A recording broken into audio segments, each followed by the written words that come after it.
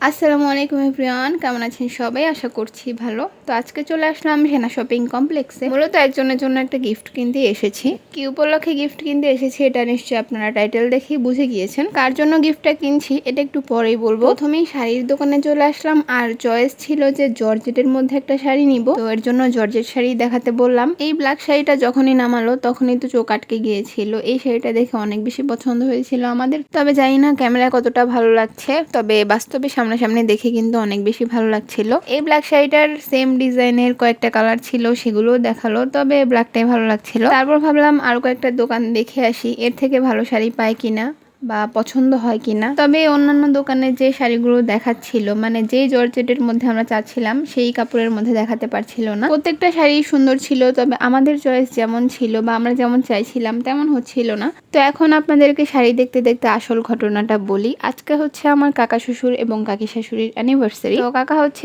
অনেক বেশি কাজের চাপ থাকায় গিফট কেনার টাইম পায়নি, সেজন্য বলেছিল যাতে কাকি সহ গিয়ে আমরাই কাকির পছন্দসই একটা শাড়ি কিনে আনি। এটা ছিল কাকার তরফ থেকে কাকির জন্য অ্যানিভার্সারির গিফট। তারপর অনেক শাড়ি দেখলাম, তবে কোনোটাই পছন্দ হচ্ছিল না। কথায় আছে না, একটা জিনিস যদি চোখে লেগে যায় তারপর আর কোনোটাই পছন্দ হয় না। আমার কাছে ল্যাভেন্ডার কালারের এই শাড়িটা কিন্তু বেশ ভালো লেগেছিল।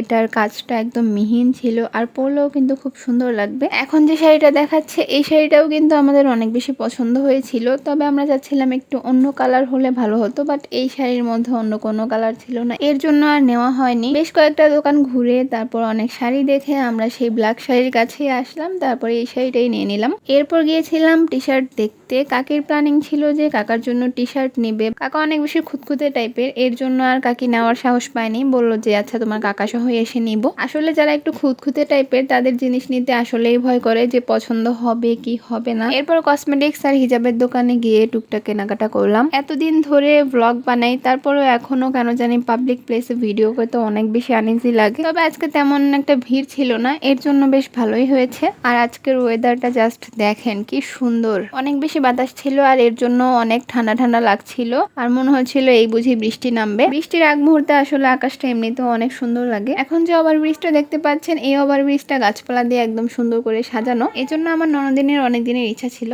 যে ব্রিজে উঠে সুন্দর কয়েকটা ছবি তুলবে, ভিডিও করবে। আর আজকে তেমন ভিড়ও ছিল না, এর জন্য ওকে কিছু ভিডিও করে দিলাম আর নিজেও কিছু ভিডিও করে নিলাম। ব্রিজে বেশ সুন্দর করে সাজানো গোছানো গাছপালা আর আকাশটা পেছনে থাকায় ভিডিওটা কিন্তু সুন্দরই হয়েছে। এরপর চলে গেলাম আমাদের পছন্দের দোকানে ফুচকা খেতে। গত একটা ভিডিওতে বলেছিলাম যে ফুচকা খেতে এসেছি, কিন্তু দোকানটা বন্ধ। আজকে ভাগ্য ভালো ছিল, এর জন্য দোকানটা খোলা পেয়েছি। এই দোকানের ফুচকাটা অনেক বেশি মজা, এর জন্য ফুচকা আসার সাথে সাথে রিয়া ফুচকাগুলো নিয়ে খাওয়া শুরু করে দিচ্ছিল। তারপর আমি ভিডিও করার জন্য ওকে ফুচকা খেতে না দিয়ে বসিয়ে রেখেছিলাম। তো ওনারা যে ঝাল দিয়েছে তাতে আমাদের হবে না, এর জন্য এক্সট্রা ঝাল নিয়ে নিলাম। তো ফুচকা খাওয়া শেষে চলে যাচ্ছি বাসায়। আর আমার ভিডিওর ব্যাকগ্রাউন্ডে মুরগির বাচ্চার আওয়াজ নিশ্চয়ই শুনেছেন, এটা একটু ইগনোর করবেন। আমার সাথে সাথে ওরাও আপনাদের সাথে কথা বলতে চায়। তো যাই হোক, এই ছিল আজকের ভিডিও ভালো লাগলে লাইক কমেন্ট এন্ড শেয়ার করতে ভুলবেন না। সবাই অনেক বেশি ভালো থাকবেন, সুস্থ থাকবেন। Thanks for watching. আল্লাহ হাফেজ।